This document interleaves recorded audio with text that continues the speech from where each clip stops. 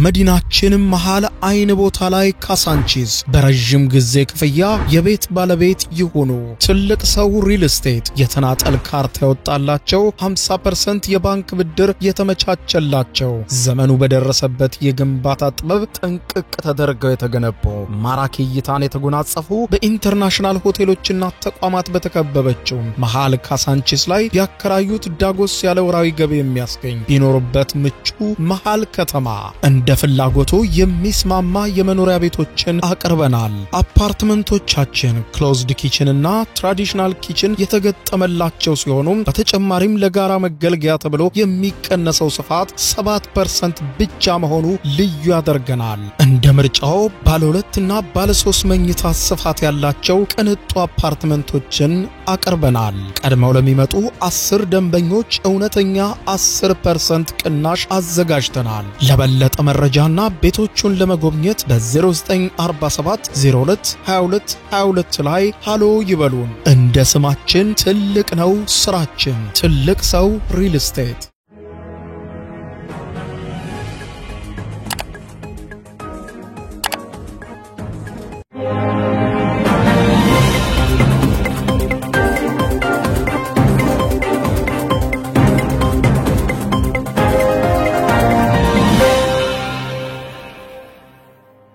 ተናስተልኝ ክብራትና ክብራን የዩቲዩብ ቻናል ቤተሰቦች ሰበር መረጃ ተሰምቷል።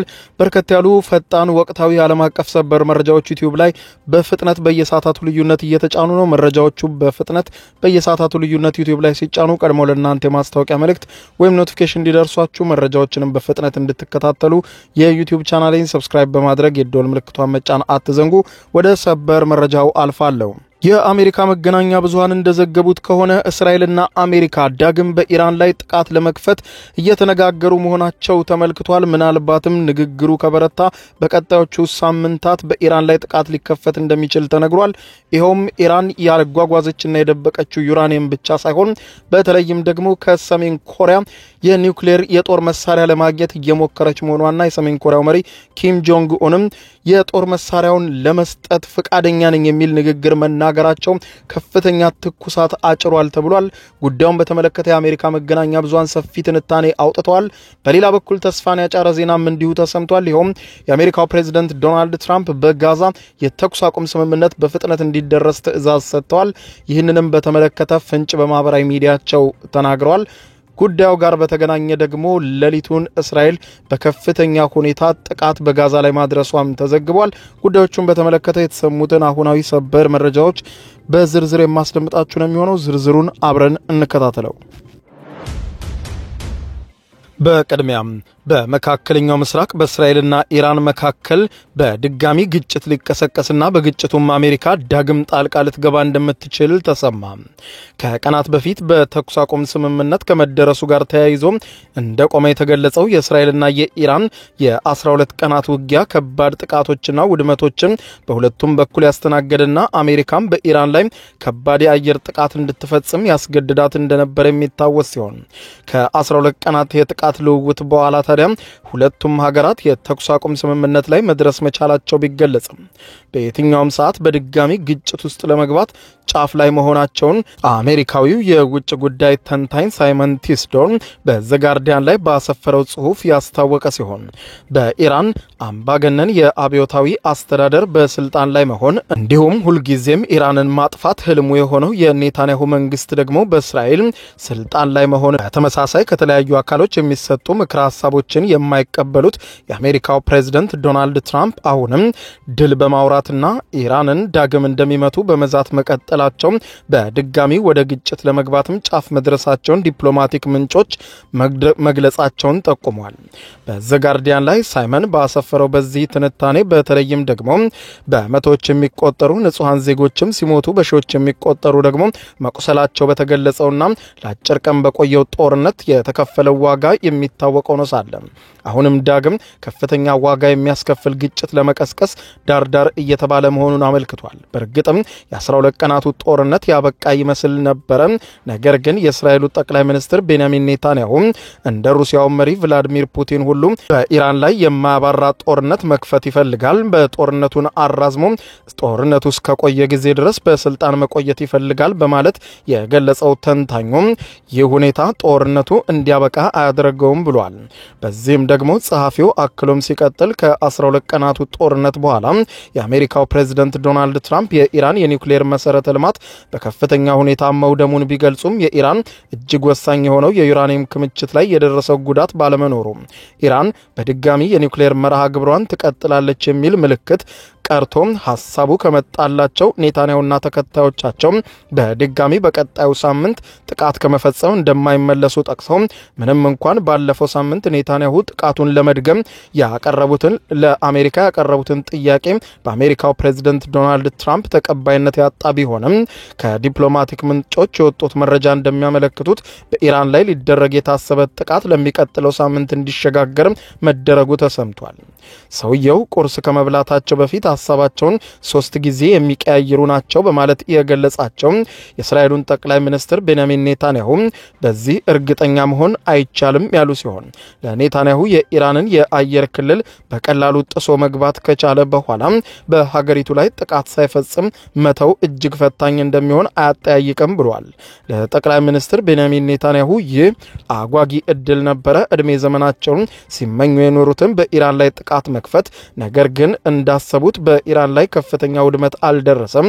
ነገር ግን ያ ያልደረሰው ውድመት ደግሞ ከፍተኛ ቁጭት አጭሯል። እንዲሁም ኢራንም ለፈንጂ መስራት እንድትነሳሳ አድርጓታልም ብሏል። አሁን የሚወጡት ተጨባጭ መረጃዎች በተለይም የትራምፕ አስተዳደር ኢራን አሁንም የኒውክሌር ጦር መሳሪያ የመስራት ሂደት ላይ መሆኑን እያመነ መሆኑን ተከትሎ በተለይም ከዚህ በኋላ የእስራኤል አስተዳደርን በመጠቀም ዳግም ጥቃት በኢራን ላይ ሊከፈት እንደሚችልም ተመልክቷል።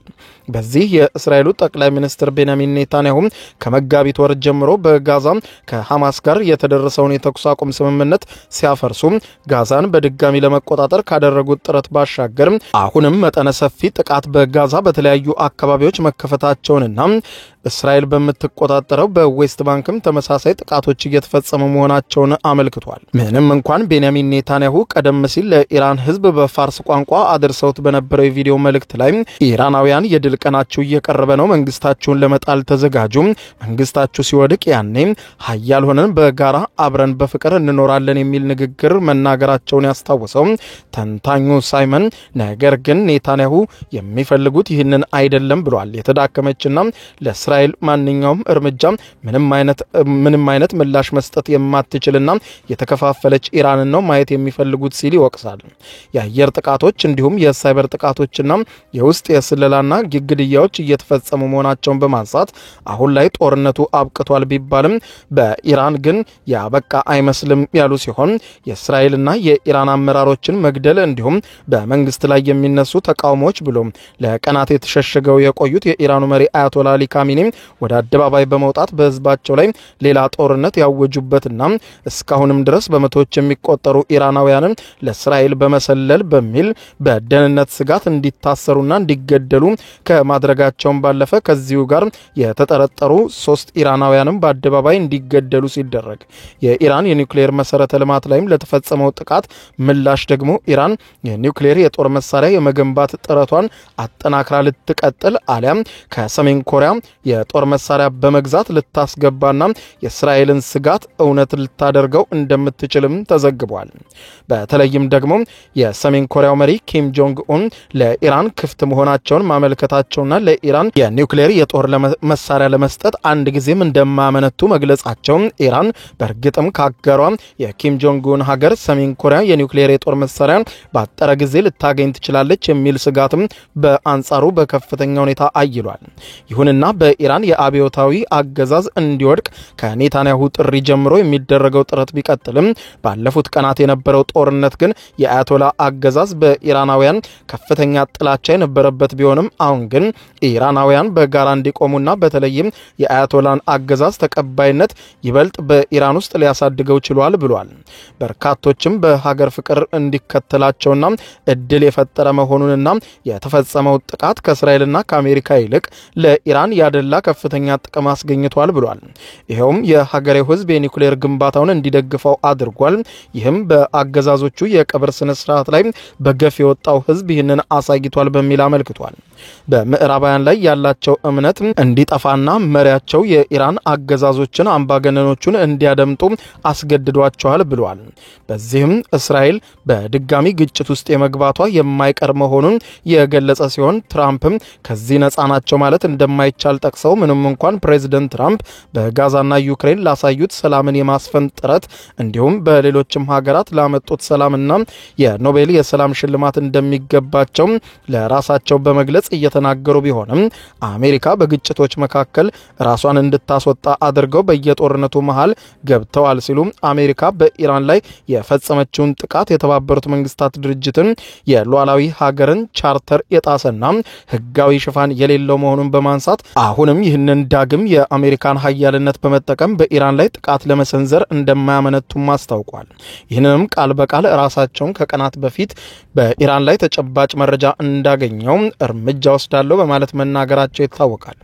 ዲፕሎማቲክ ምንጮች ለመገናኛ ብዙሃን እንደሚናገሩት ከሆነ በኢራን ላይ አሁን ላይ ተጨባጭ መረጃዎች እየተጠናከረ በመሆኑ በቀጣዮቹ ሳምንት ግጭቱ ዳግም ሊያገረሽ እንደሚችልና ኢራን በሚስጥር የዩራኒየም ማብላያ የያዘቻቸውን ተጨማሪ ዩራኒየሞችን ለማውደምና በተለይም ደግሞ አጓጉዘዋለች የሚባለውና 10 የኒውክሌር የጦር መሳሪያ ለመስራት የሚያገለግለውን የተባለውን የዩራኒየም ክምችት ለማጥፋት ከፍተኛ የሆነ እንቅስቃሴ በሚቀጥለው ሳምንት ሊደረግ እንደሚችል ከዲፕሎማቲክ ምንጮች የተገኘውን መረጃ ጠቅሶ ዘግቧል። በሌላ በኩል የአሜሪካው ፕሬዝዳንት ዶናልድ ትራምፕ በጋዛ የተኩስ አቁም ስምምነት እንዲደረግ ጥሪ ቢያቀርቡም እስራኤል ግን ምሽቱንም ጥቃቱን አፋፍማው መቀጠሏ ተነግሯል።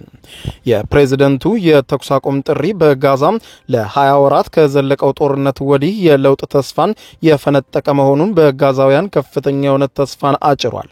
ትራምፕ ከጉዳዩ ጋር በተያያዘ በማህበራዊ ትስስር ገጻቸው በትሩዝ ሶሻል ላይ ባሰፈሩት ጽሑፍ እንዳሉት በጋዛ ውስጥ ስምምነት አድርጉ፣ ታጋቾችን መልሱ ሲሉ ጽፈዋል።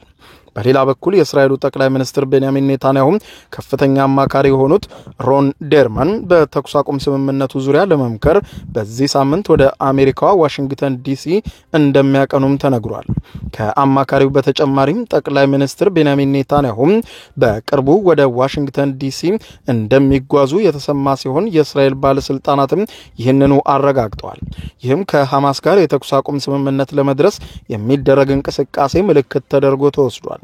ሆኖም ግን ባለስልጣኑ የጉብኝቱ እቅዶች አሁንም በሂደት ላይ መሆናቸውን በመግለጽ ስለ ጉብኝቱ አጀንዳ ግን በዝርዝር ለመገናኛ ብዙሃን ከመናገር ተቆጥበዋል። እስራኤልም በጋዛ በቀጠለችው ጥቃት በተለይም ዛሬ ሌሊቱን ከፍተኛ ፍንዳታዎች በጋዛ ላይ ሲታዩ እንደነበርና በተለይም እስራኤል በአየር ድብደባ በከፍተኛ ሁኔታ ዛሬ ሌሊት በጋዛ ላይ ማካሄዷ ተነግሯል።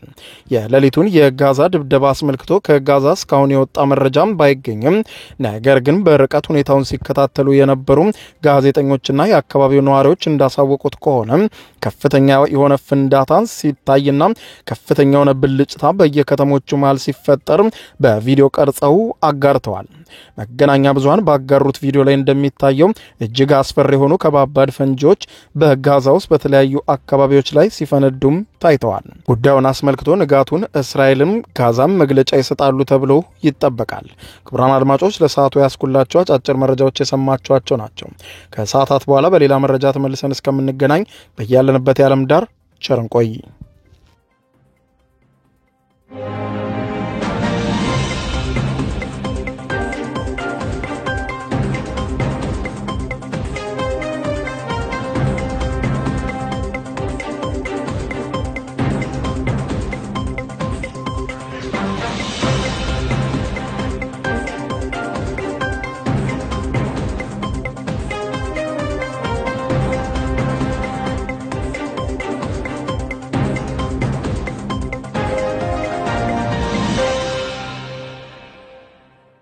የዩቲዩብ የስኬት ሚስጥሮችን በዝርዝር የያዘው የአቤል ብርሃኑ የወይኗ ልጅ አዲስ መጽሐፍ በገበያ ላይ ዋለ። ዩቲዩብ ለመጀመር በአጭር ጊዜ ስኬትን ለመቀዳጀት አስበዋል? ዩቲዩብ ጀምረው ሚስጥሮቹ አልገባ ብለውታል? እንግዲያውስ አዲሱ በዩቲዩብ 2 የወርቅ 3 የብር ሽልማቶችን ያገኘው የአቤል ብርሃኑ የወይኗ ልጅ የዩቲዩብ ሚስጥሮች መጽሐፍ በዝርዝር ሁሉንም ያብራራሉታል። ዛሬውኑ ገዝተው ህልሞን የሚያደርጉበትን የዩቲዩብ የስኬት መንገድ ይጀምሩ። በውጭ ሀገራት ለምትገኙ ከአማዞን ላይ ብታዙ በቀናት ውስጥ ደጁ ይደርሳል። የአማዞን ሊንኩን እዚህ ቪዲዮ ኮሜንት ላይ ያገኙታል። በሀገር ውስጥ ለምትገኙ በ0949 13 0000 ቴሌግራም ላይ ይዘዙ። ካሉበት ቦታ እናደርሳለን። የዩቲዩብ ሚስጥሮች ዘመኑ ጋር ተፈላጊ መጽሐፍ። በመዲናችን መሃል አይን ቦታ ላይ ካሳንቺስ በረጅም ጊዜ ክፍያ የቤት ባለቤት ይሁኑ። ትልቅ ሰው ሪል ስቴት የተናጠል ካርታ ያወጣላቸው 50% የባንክ ብድር የተመቻቸላቸው ዘመኑ በደረሰበት የግንባታ ጥበብ ጥንቅቅ ተደርገው የተገነቡ ማራኪ እይታን የተጎናጸፉ በኢንተርናሽናል ሆቴሎችና ተቋማት በተከበበችው መሃል ካሳንቺስ ላይ ያከራዩት ዳጎስ ያለ ወራዊ ገቢ የሚያስገኝ ቢኖርበት ምቹ መሃል ከተማ እንደ ፍላጎቱ የሚስማማ የመኖሪያ ቤቶችን አቅርበናል። አፓርትመንቶቻችን ክሎዝድ ኪችን እና ትራዲሽናል ኪችን የተገጠመላቸው ሲሆኑ በተጨማሪም ለጋራ መገልገያ ተብሎ የሚቀነሰው ስፋት 7% ብቻ መሆኑ ልዩ ያደርገናል። እንደ ምርጫው ባለ 2 እና ባለ 3 መኝታ ስፋት ያላቸው ቅንጡ አፓርትመንቶችን አቅርበናል። ቀድመው ለሚመጡ 10 ደንበኞች እውነተኛ 10% ቅናሽ አዘጋጅተናል። ለበለጠ መረጃና ቤቶቹን ለመጎብኘት በ0947 02 22 22 ላይ ሃሎ ይበሉን። እንደ ስማችን ትልቅ ነው ስራችን። ትልቅ ሰው ሪል ስቴት